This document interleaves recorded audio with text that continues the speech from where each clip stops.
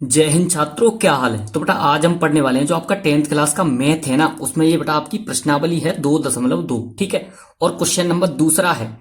इससे पहले बेटा हमने क्वेश्चन नंबर जो पहला है उसके जितने भी पार्ट हैं सभी बेटा हमने ऑलरेडी अपने यूट्यूब चैनल पे पहले से अपलोड कर दिए हैं, वहां जाके आप उनको देख सकते हो। तो बेटा इस क्वेश्चन में कह रहा है, क्वेश्चन नंबर 2 में एक द्विघात बहुपद ज्ञात कीजिए जिसके शून्यकों के योग तथा गुणनफल क्रमशः दी गई संख्याएं हैं।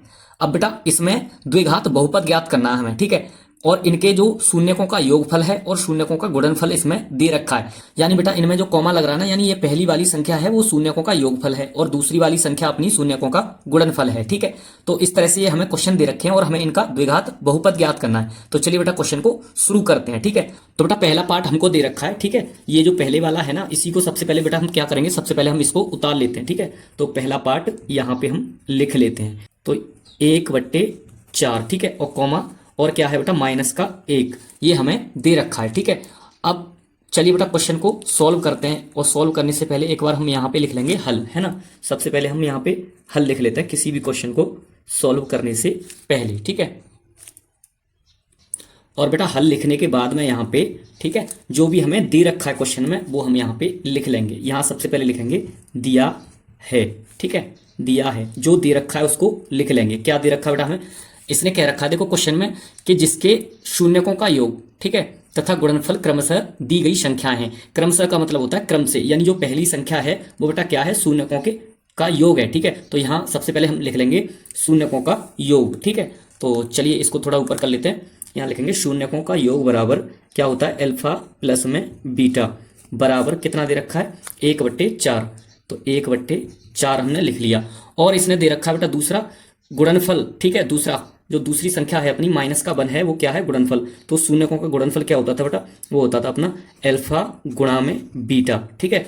और बराबर क्या है बेटा, अल्फा गुणा बीटा का मान, यानी शून्यकों का गुणनफल क्या है इसमें, ये है -1, ठीक है। तो -1 हम यहाँ पे लिख लेंगे, ठीक है। इसके बाद क्या करना बेटा हमें, इसके बाद में देखो एक द्विघात बहुपद का फॉर्मूला होता है द्विघात बहुपद ज्ञात करने का, उसको हम यहाँ पे लिख देते हैं, ठीक है। क्या होता है, वो होता है बेटा अपना, यहाँ सबसे पहले लिख लेते हैं हम द्विघात बहुपद बराबर द्विघात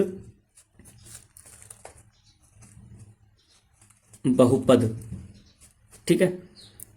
द्विघात बहुपद बराबर क्या होता था बेटा, द्विघात बहुपद का फॉर्मूला होता था x², ठीक है। लिख दे रहे हैं x² माइनस में, ठीक है, ये होता है बेटा अपना अल्फा प्लस बीटा, ठीक है। और x लगा देते हैं हम इसके पीछे, है ना, और प्लस अल्फा गुणा में बीटा, ठीक है। इसको हम हिंदी में एक तरह से और बता सकते हैं, जैसे कि बेटा यहाँ पे x² माइनस शून्यकों का योगफल x और प्लस शून्यकों का गुणनफल, इस तरह से हम इसको लिखते हैं, ठीक है। तो चलिए बेटा अब इसमें जो भी हमारे अल्फा प्लस बीटा और अल्फा गुणा बीटा के मान है उनको हम इसमें लगा देंगे, ठीक है। तो क्या है, यहाँ पे जो x² है उसे ऐसे ही लिख दो पहले, x², ठीक है, माइनस का, और यहाँ पे अल्फा प्लस बीटा का मान कितना बेटा, अल्फा प्लस बीटा का मान दे रखा हमें 1/4, ठीक है। तो 1/4 और पीछे ये अल्फा प्लस बीटा का पूरा मान है, ठीक है। और x इसके पीछे लगा दो, ठीक है, लग रही है तो, और प्लस का कितना हो जाएगा बेटा ये, यहाँ पे बेटा अल्फा गुणा बीटा का मान भी दे रखा कितना है, -1, ठीक है। ये बेटा हमने क्वेश्चन में रख दिया जितनी भी वैल्यू थी अपनी, ठीक है। अब इसके बाद क्या करना बेटा, इसके बाद चलिए इसकी कैलकुलेशन कर लेते हैं, ठीक है। तो सबसे पहले यहाँ पे देखो जो बट्टे में संख्या है ना 4, उसको हटाएंगे हम, ठीक है।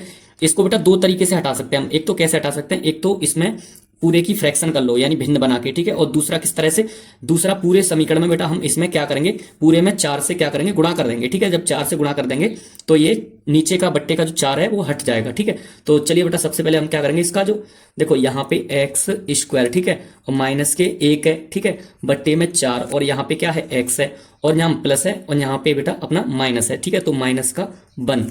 अब इस बार करेंगे, यहाँ पे लिख देंगे बेटा पूरे समीकरण में 4 से गुणा करने पर, ठीक है, यानी 4 से गुणा करने पर, जब 4 से गुणा करेंगे बेटा हम यहाँ पे, तो ये क्या हो जाएगा अपना, ये हो जाएगा बेटा यहाँ पे अपना, यानी x, ठीक है, यहाँ पे हो जाएगा 4x² और माइनस का 4/4, है ना, और यहाँ पे x है और माइनस का कितना बेटा, यहाँ पे 1 है, ठीक है। तो 1 × 4 ये है अपना। अब यहाँ के बाद में बेटा यहाँ पे ये 4x² ऐसे ही लिख देंगे, ठीक है। और माइनस का ये बेटा 4 से 4 कट जाएगा, कैंसिल हो जाएगा, ठीक है। तो यहाँ पे क्या बचेगा, x बचेगा, है ना। और यहाँ पे ये माइनस का साइन लगा के 4 का गुणा 1 में कर दो, कितना आ गया 4 आ गया।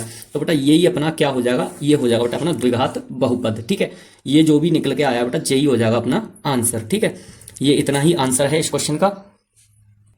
अब चलिए बेटा इसके बाद में अपना जो पहला पार्ट है वो तो कंप्लीट हो चुका है। ठीक है, अब इसके बाद हम जो दूसरा पार्ट है ना √2,1/3 इसको हम सॉल्व करेंगे। ठीक है, तो सबसे पहले बेटा यहाँ पे हम इसको लिख लेते हैं जो अपना सेकंड वाला पार्ट है। ठीक है, सेकंड पार्ट है अपना दूसरा, क्या है ये, इसमें दे रखा बेटा जो पहली संख्या है √2, ठीक है, और कॉमा 1/3। ठीक है, ये हमको दे रखी है दो संख्याएं, जो कि पहला ये बेटा इसमें इसके अनुसार, प्रश्न के अनुसार शून्यकों का योग है। ठीक है, पहली संख्या, और दूसरा शून्यकों का गुणनफल है। ठीक है, अब बेटा इसको सॉल्व करते हैं। ठीक है, और क्या करेंगे, देखो यहाँ पे सबसे पहले हम लिख लेते हैं हल। ठीक है, क्या लिखेंगे, हल। और हल लिखने के बाद में जो भी क्वेश्चन में दे रखा है वो हम लिख देंगे। यहाँ पे सबसे पहले दिया है, और क्या दे रखा है, ये सबसे पहली वाली जो संख्या है बेटा ये अपना शून्यकों का योगफल है। ठीक है, तो यहाँ लिख देंगे शून्यकों का योगफल लिख दो, या लिख दो यहाँ पे बेटा अल्फा, ठीक है, प्लस में बीटा बराबर अल्फा प्लस बीटा का मान दे रखा है √2, है ना।